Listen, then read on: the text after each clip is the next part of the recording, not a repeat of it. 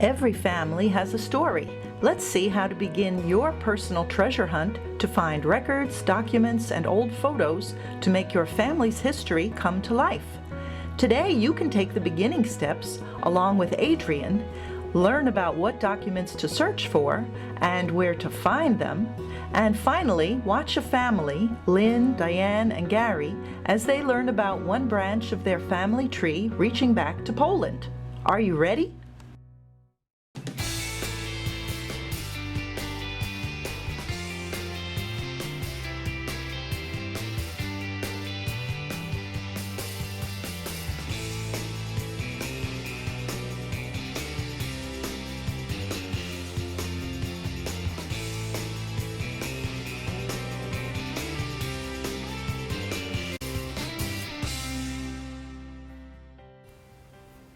Hi, I'm Phyllis Sternemann, and I've been studying my family tree for off and on about 20 years. I'm no expert, but I've learned an awful lot. I started when my daughter was 1 year old, and that was pretty challenging. But I've learned so much that I wanted to share with people how can you start looking up your family tree. So today, we're going to start from the beginning for ordinary people.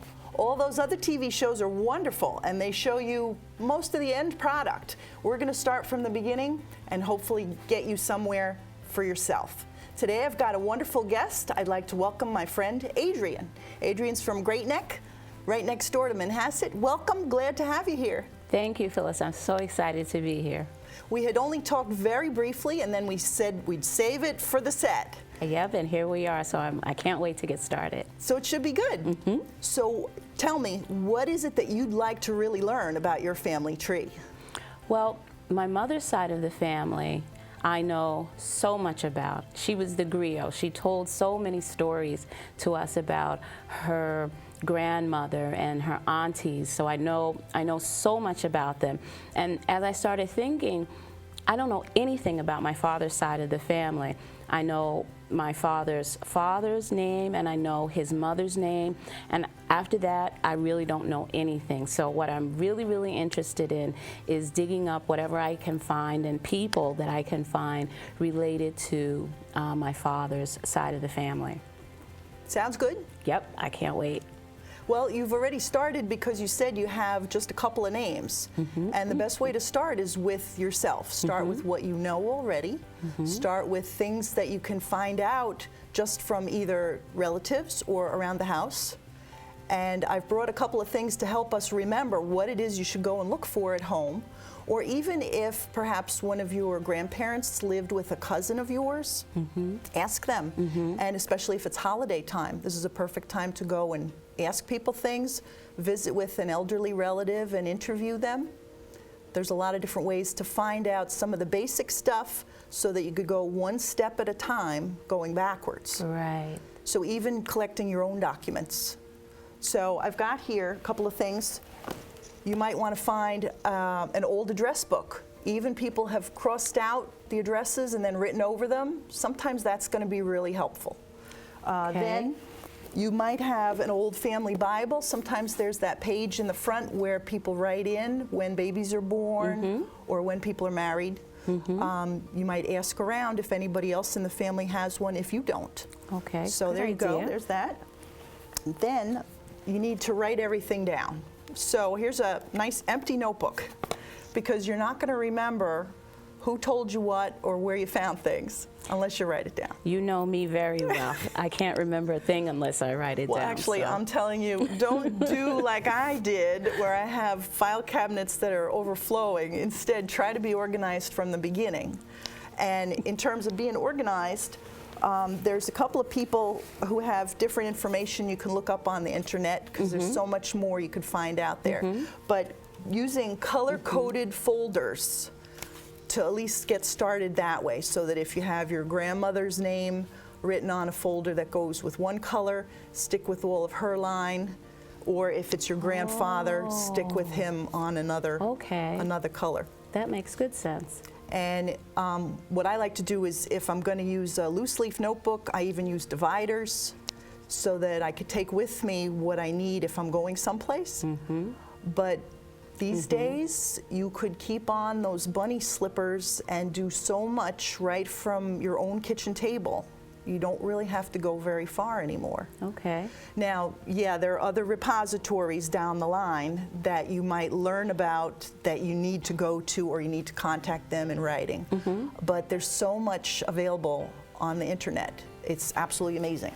So I'm going to give you a whole listing of things that you might want to look at.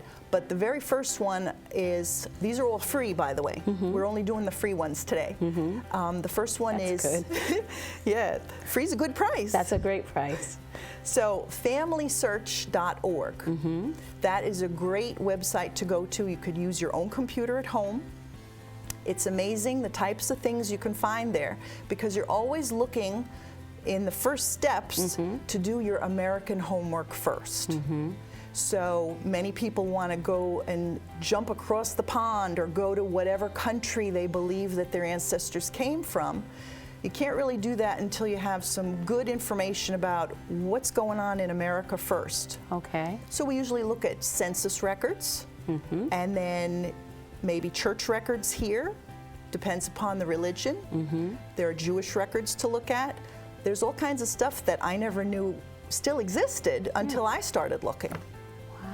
So if you know like what church some of your ancestors might have gone to, if it's your grandfather who's like the main person that you'd be starting with. Right, and that I do know.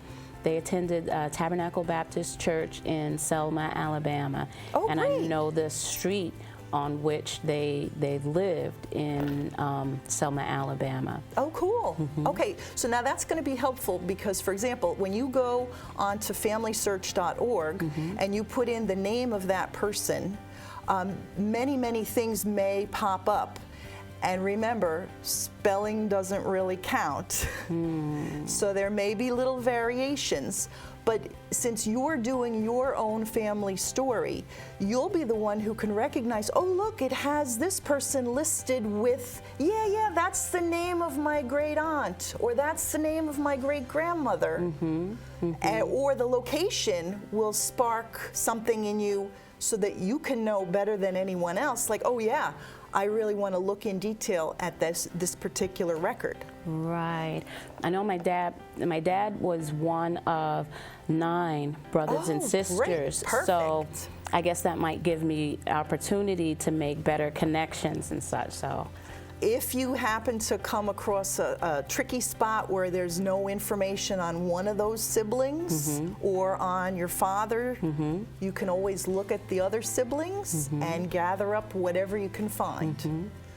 So that's wonderful. It's good that he had a big family. Right. Can't imagine what it was like at dinner time, but. True. So you don't have any family stories passed down? Not on my father's side. I really don't. The one thing that I do know about my paternal grandfather is that he worked for the power company, Selma, I don't know what it is, Selma Power Company. Sure. And in fact, that's how he lost his life. He had an accident while working on the line somewhere and was electrocuted. Oh, good heavens. So, so sorry to hear. Yeah.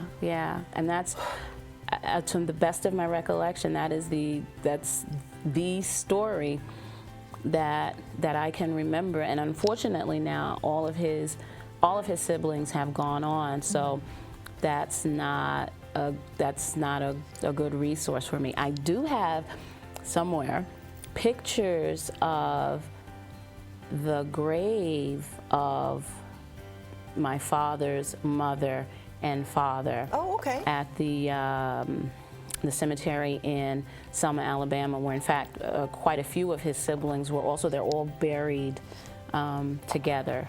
Okay. side by side. Sure, sure, okay. Well, that's good, because we're always looking to see, can you place a certain person in a location in a certain time frame? And then you can try to build on that in different ways. So like the census records, it would list what his occupation is. So you can make sure that you have the right person by looking, say, oh yeah, the wife's name is there, and the name of some of the children sounds familiar. Right. And then you've got other little tidbits of information. Wow. It's unbelievable to think that you could have those records today, going so far back. It is Someone did a lot of work. Yeah. So we're going to have to do more work, but this is just the tip of the iceberg to get started. And I want to know, here, you can put your things in a basket and go off to work. Will you come back and tell us what you found? I sure will. I can't wait to share it with you, All right, Phyllis. great. I'm so glad. Thank you so much for these tidbits and this information. I can't wait to put them in effect. I'm so glad we can get you started, and we'll see where it takes us. Yep.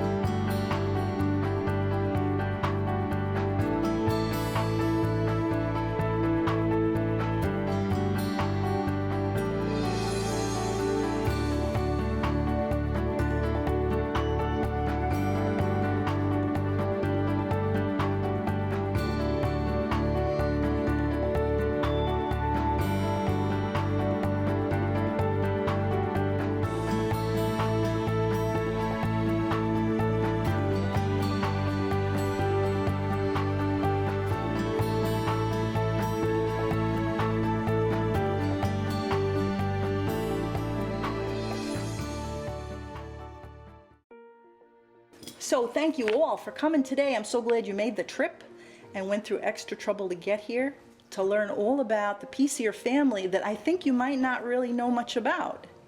So here's the piece you do know about. Here's your dad, Henry, and your mom. That's great. Henry and Glow. Yeah. A smiling Henry. Yeah. Yeah, that's pretty good. And then your grandparents. Oh, look at that.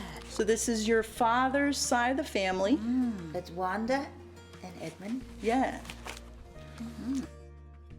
We started going backwards. So the most recent record we found was when your great-grandfather passed away. Oh. That would be Wanda's father. That was 1956. And he was 88 years old.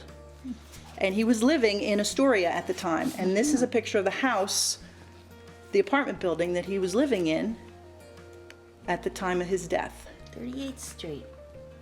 Huh. Okay. We're always working on our American homework first to do this kind of research. So first we find that he passed away in 1956. And what was his name? That was Bronisław Bronisław Białkowski. Białkowski. And the L in the name has a little line through it, which means it's pronounced kind of like a W. What? Yeah, so Białkowski. Białkowski. And then I looked up in a book about surnames that if you want to find out what does that name mean, if you chop off the ending, you have the word Białe, which means white. So today we're only talking about this, pretty much this surname with Mr. and Mrs. Białkowski. Okay. And for the females, we make it Białkowska. Go. Please excuse my Polish, I don't speak much Polish. We have his death record, you could put that aside. The next thing is census records are really helpful. So in the 1940, we find that there's two families living in the same place. So that's why there's two on that page. They're living at 11-29 31st Drive in Astoria. And it's Mr. and Mrs. Białkowski and their daughter Aurelia with her husband and two children. So this would have been your father Henry's, so it's his aunt, Aunt Aurelia. I don't know if maybe they had a nickname. I've heard of Aunt Aurelia. Yeah. Yes, I have heard of So him speak of Aunt Aurelia, yes. And my it's a father. good thing, because sometimes when we can't find records that pertain directly to the person we want, we look at the sister or the brother, Right. and that's how we gather some things. The house that they lived in for 1940, it's not there anymore, but this is next door.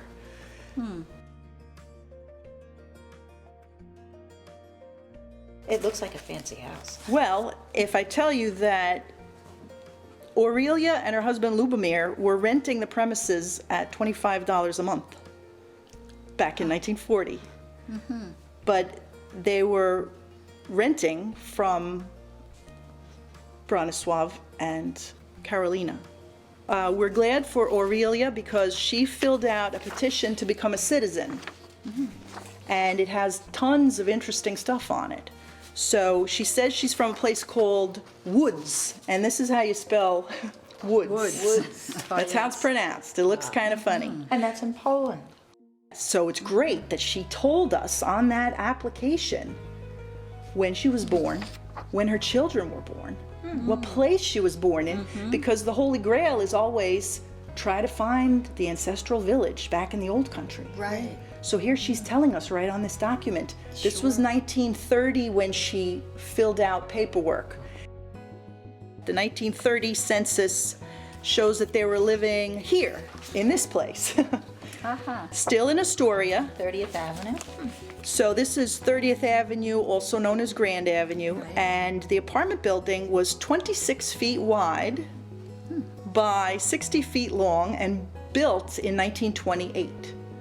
In 1930, on the census, they asked, do you have a radio? And the answer was that the Popovich family had a radio, and the homeowner was listed in this house as Lubomir Popovich. Now, we're going to jump back a little bit further. We're going to 1925. This is just a census record. It's all spelled terribly wrong.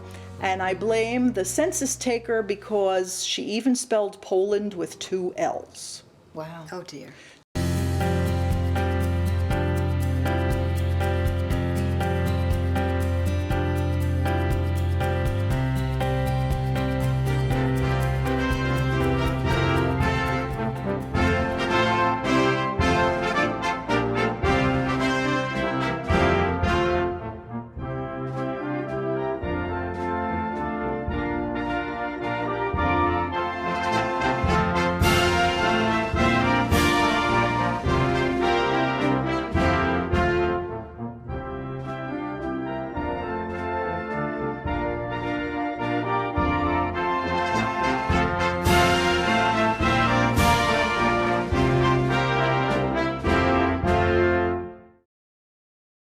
When they went on that trip in 1922, they had to say, well, where are you going back to in New York? Well, I take issue with this. They said they were going to 399 15th Avenue in Astoria, They came back to a different apartment. but they couldn't have. And the reason I know that is because I know who was living in 399 15th Avenue in 1922. It was my grandfather, my grandmother, and their 5 children. How could they possibly fit any more people in there? So maybe they gave an address of the nearest relative that they have in America, because the other question on the document was the nearest relative that you just left in the place that you visited. Maybe. Possibility. Maybe. You never know. Speculation, yeah. Going backwards further, that was 1922, they took a trip. Back in 1918, World War I had just ended. So perhaps they felt it was time to go and see how things are in the old country after the war. Right. Who knows what type of communication they had with the people back there during the war. Right. If any. Yeah, who knows? But in 1917, that's when Aurelia's sister, Wanda, decided to get married to Edmund. So we have their wedding picture here. This is Edmund Isn't Muszynski that nice? marrying Wanda Bielkowska, excuse me. 1917. So that was their wedding, September 30th, 1917. I think it's so beautiful to see those old pictures. Is. We want the real gold. Here's the real gold. This is really 2 pages that go together, A and B. Okay. This was the big book filled out for immigrants from foreign countries. The passenger manifest, this is the Necker, where remember before, on her naturalization papers, Aurelia said she came on the Necker, and she was with her parents and her sister. So we have the whole family here, and it says that they came, here's the Necker. They left Europe in December 21st. And the trip took like a week. So they spent Christmas on the boat. Yeah. Oh. But just to put in perspective what was going on at the time, they got on a boat, and now mind you, they got on the boat even though 8 months prior, the Titanic had just sunk. Wow. That was brave. So they got on a boat to come to America, leaving everybody behind. It was the 4 of them, mom and dad and the 2 girls. And they spent Christmas on the boat. Like, sheesh. Here's Ellis Island. Oh, yeah. Where they had to check in. Yep, of course. I don't know if anybody met them. Usually a family traveling together would be granted permission after the medical screening to leave Ellis Island and probably go to Astoria, because that's what they said on that other page. So now we've pretty much finished all of our American research that gives us a good foundation to jump across. So we're going to look at how Poland was divided by numerous partitions in the late 1700s. So at the time that they left Poland, there was no Poland. No. It did not exist as a state or as a country. It was piecemeal, part Prussian, part Russian, part Austro-Hungarian. But yet they call themselves Polish. Thank God. Right. Where would we be if they hadn't said that? Right. Exactly. The region we're looking at now, after Aurelia told us where she came from, so we're able to go into a really old book Oh, look at this. And you viewed this document? on microfilm, Wow. digital images. So that's the really old book I'm sure it that had is. some wonderful treasures in it. So I'll tell you what this says. So now this was a surprising finding.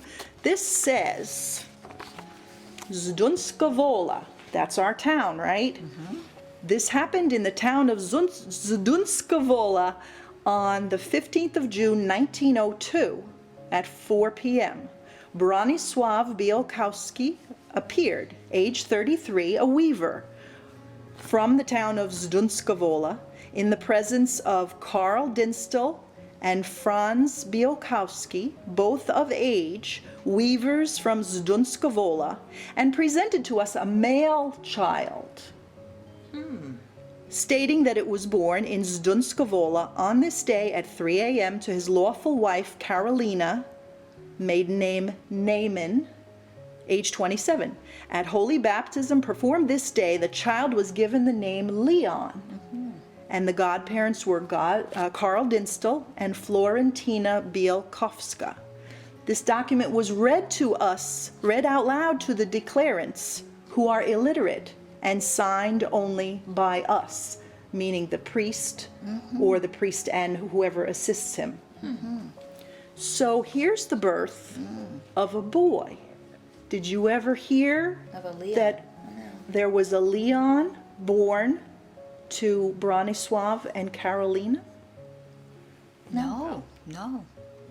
So I interviewed your dad's cousin Lou Popovich, and he told me that he heard a story many years ago that there had been a little boy and that he died in childhood very tragically. Oh, Maybe this is him. Leon. But this is over in the old country. And at first, when Lou was talking with me, I thought he meant someone had a child here in America that died tragically at a young age. So I don't know. But I looked for Wanda and Aurelia's birth records. I was not able to find them on this digital search. Right. There is another way to try to continue to look for that, because you never know what you're going to find until you start looking. So I hope you're inspired to go out and start researching your own family tree. And if you have any questions about the program, or you want some little bit of more information, you can contact me at womenintech@gmail.com. Thanks for watching.